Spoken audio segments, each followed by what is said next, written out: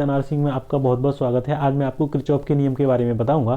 Kirchhoff ने जटिल वैद्युत प्रपथों को सॉल्व करने के लिए दो नियम दिए जिन्हें किरचॉफ का नियम कहते हैं, लेकिन सरल वैद्युत प्रपथ केवल ओम के नियम द्वारा ही सॉल्व किए जा सकते हैं और जटिल प्रपथ किरचॉफ के नियम द्वारा सॉल्व होते हैं। इसमें दो नियम होते हैं। किरचॉफ का जो पहला नियम होता है, उन्होंने क्या किया कि एक जंक्शन लिया, एक जंक्शन पे धाराएं दी, तो धाराओं को उन्होंने बताया कि समस्त धाराओं का जो बीजगणितीय योग होता है किसी भी जंक्शन के लिए तो क्या होता है, 0 होता है।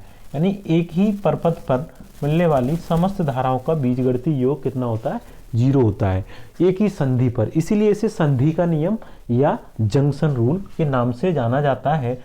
क्योंकि एक ही जंक्शन पे मिल रही हैं, इसीलिए इसे जंक्शन रूल के नाम से जानते हैं, यानी संधि का नियम। जंक्शन मान क्या होता है, संधि का नियम। एक ही संधि पर मिलने वाली समस्त धाराओं का बीजगणितीय योग कितना होता है, 0। अब मान लीजिए ये I1 है, ये I2 है, ये I3 है, ये I4 है और ये I5 है। इस तरह से धाराएं हैं। तो ये क्या होता है, आवेश संरक्षण पर आधारित है। ये नियम केवल किस पर आधारित है, आवेश संरक्षण, यानी आवेश इसमें संरक्षित होता है, बदलता नहीं है। तो ये आवेश संरक्षण पर आधारित है। और इसमें क्या होगा, संधि से पास आने वाली धाराएं और संधि से दूर जाने वाली धाराओं का योग के बराबर होता है बीजगणितीय योग।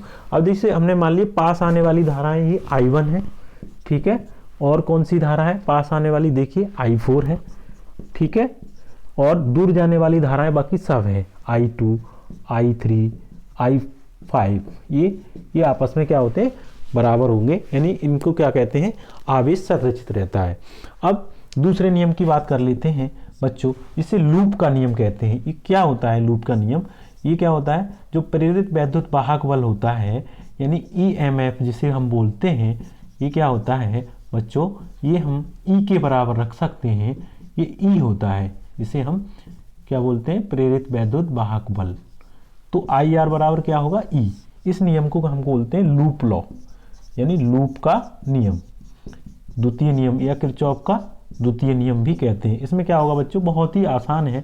इसमें आपने किया, एक बैटरी ली, इस पर प्रतिरोध को ज्वाइन कर दीजिए। जैसे ही प्रतिरोध ज्वाइन करेंगे, इसमें क्या होंगे, प्रतिरोध डिफरेंट रहेंगे। इस प्रतिरोध को हम क्या मानेंगे, वैद्युत वाहक बल इसके लिए E1, और यहाँ क्या हो जाएगा, प्रतिरोध R1, यहाँ वैद्युत वाहक बल E2 और प्रतिरोध R2। अब यहाँ पे हम क्या करेंगे, एक रेजिस्टेंस यहाँ ऐड करेंगे। अब यहाँ पे जो धारा बहेगी वो I1, इधर कितनी होगी बच्चों, I2।